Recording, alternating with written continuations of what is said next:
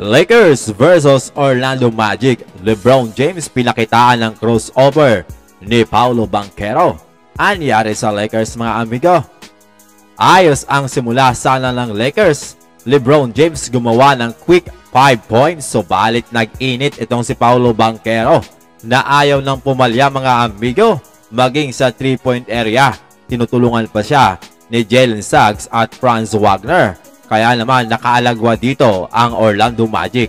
39-25. Paolo Banchero 12 points agad. Sa second quarter, nagkaroon ng 10-2 run ang Los Angeles Lakers sa pangunguna ni LeBron. Subalit muling umarangkada ang Orlando Magic. Pumapasok talaga ang kanilang outside shooting.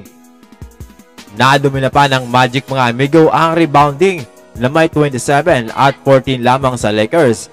11 offensive rebound para sa Magic at isa lamang para sa Lakers. Ito pa ang matindi mga amigo, ang kanilang second chance points na mayroong 26 at 7 lamang sa Los Angeles Lakers.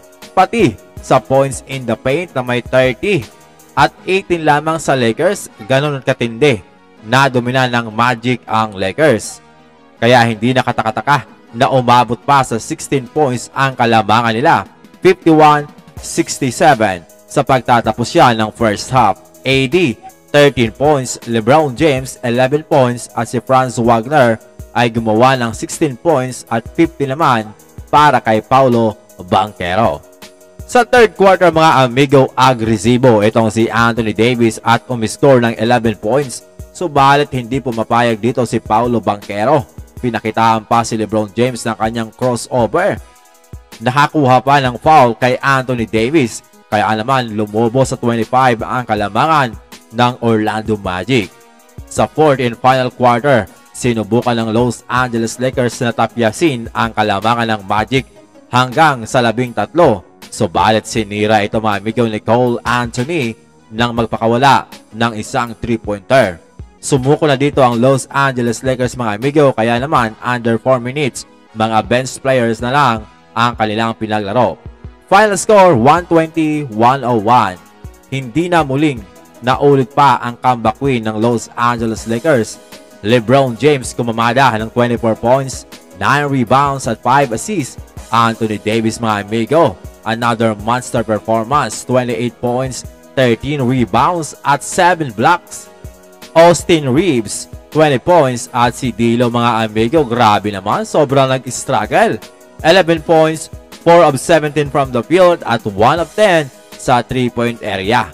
Nadali ng Orlando Magic ang Lakers sa rebounding na nagresulta rin sa kanilang napakalaking second chance points na 36 at 15 lamang sa Los Angeles Lakers. Points in the paint 60 at fast break points mga amigo na 15. Anyari sa Los Angeles Lakers, parang ang tamlay maglaro at magdepensa. Maganda ang depensa ng Orlando Magic, samantalang bad defense naman ang pinapakita ng Lakers lalo na sa perimeter. Bukod sa masamang depensa, ang alat pa ng shooting mga amigo ng Lakers. Lalo na etong si D'Angelo Russell. Kaya naman kapag ganito ang laro ng Los Angeles Lakers, mukhang malabo na magkaroon sila ng maraming panalo. Mukhang dapat sumukal sila dito kay Dennis Schroeder kaysa kay D'Angelo Russell.